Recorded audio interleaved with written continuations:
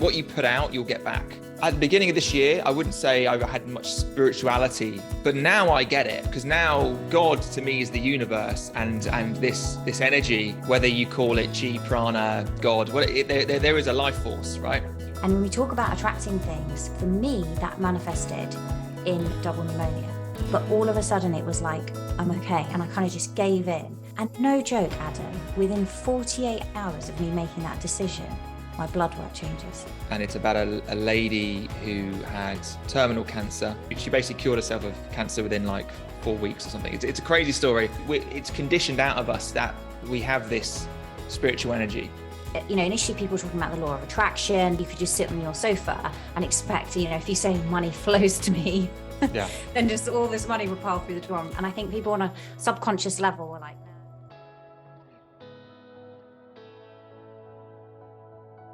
you were chatting about your liver cleanse that you've been doing, which has been a bit of an eye-opener from what you've been saying. Yeah, so obviously we were talking about, you know, where do we go with this conversation? And obviously, because we're both in the biohacking space, you know, we were like, we might as well talk about things that we're working on, right? And what I love about the biohacking space, for people that are into it about optimizing their health, everyone's trying random things. And I love, obviously, Tim Gray does the Health Optimization Summit. He also does the meetups as well. And he hasn't done one for a while, but I love those meetups because you can just chat to people and you can just see what they're doing, and everyone's doing random things. So for me, and I'd be keen to hear also what you've been working on as well, Angela, but for me, real big shift in how I approach health optimization for myself this year. And primarily I've done, you know, I'm always trying new supplements. I'm always looking to, you know, get that extra couple of percentage.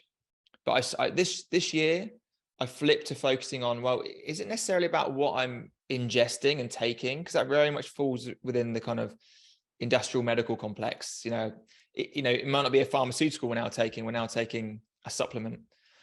And I thought maybe it's about what I remove. So this is where I currently am. And so I've really focused in on detoxing. And obviously there's different degrees of detoxing. There's, you know, infrared saunas and all different methods. You know, you could have a rebounder, which I have. But this year I started looking at, you know, more, you can call it extreme, but more intensive cleanses, and liver flushing is something that I've really just resonated with. I had Elizabeth Wells on the show. I put that in the show notes for the listeners. She's a liver flush coach. This year I've done nearly 25 flushes and seen some really transformational changes in, you know, my health. As in, I'm healthy in general, but, you know, we've all got niggles and things we'd like to work on. And we were saying that my gray hair's disappeared. I had a couple of hair, or I was, you know, 38, getting gray. That's gone. Hair's getting thicker. So it's really interesting. See, that's pretty amazing in itself. Yeah, because I've heard, right? I mean, I remember when I interviewed Emily Fletcher, we were talking about how she'd reversed grey hair through meditation. Mm-hmm. And I think there is actually a link between emotional stress and a sluggishness in the liver. And so I think when you're meditating things, you're clearing that, because sometimes that's not just going to show up on blood work, right? But it's there. And I think that can cause sometimes, I'm not saying that's the case with you, but sometimes emotional stress can be a reason for the liver being a little bit sluggish.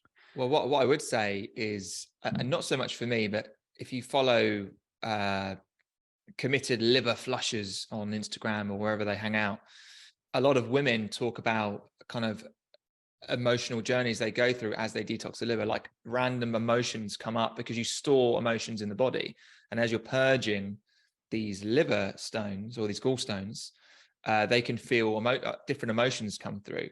Not so much for me, but I've done a couple where I have random memories of random people and emotions of that moment in my life. So there's definitely a connection with how clean your liver is and your emotional kind of well-being.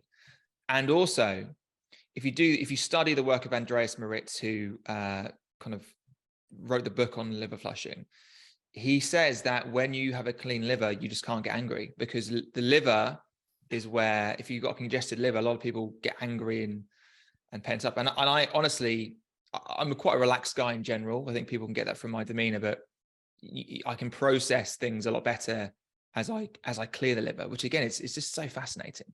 It's just, it's very So what profound. do you feel? Do you feel what you feel like you've got better disposition towards what's going on, better tolerance, do you find? Yeah, I get less emotional. I get less triggered.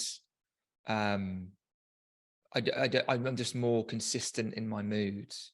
Right. Again, my demeanor, I'm not like a high intensity in either way, but I can tell I just deal with things.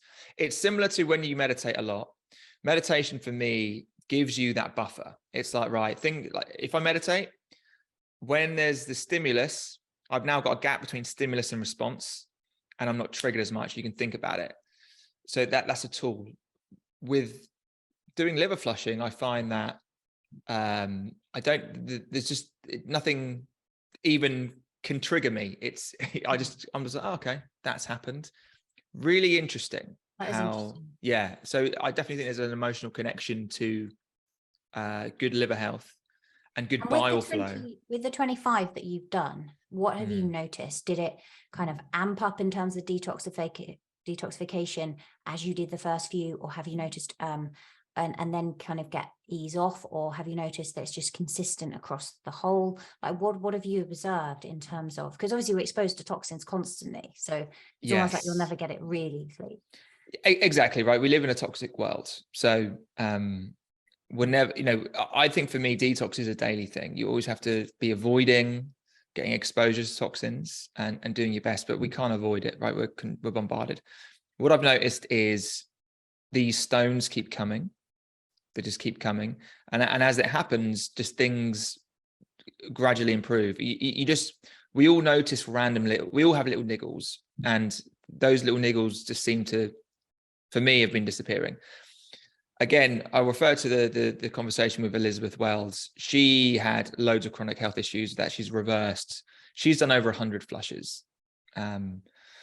So my intuition tells me, from my mental faculties, tells me just keep doing them because they're helping. But as I said, it's just fascinating that, it's all about what we can add in. And obviously, I'm guessing a lot of your listeners and my listeners, they've got the basics covered. They've got the sleep covered. They eat well. They exercise. All of those bases covered. But just through the way we live our lives, whether you've been vaccinated, or you've eaten a certain way, or you've exposed yourself to certain environments, living in a polluted city, all these things can add up to toxin loads. And whether you can detox well or not, I know I can't detox as well from my DNA testing. Depends on how congested you get. So again, there might be people that don't have a lot of stones. I'm 25 in and I've still got loads coming out.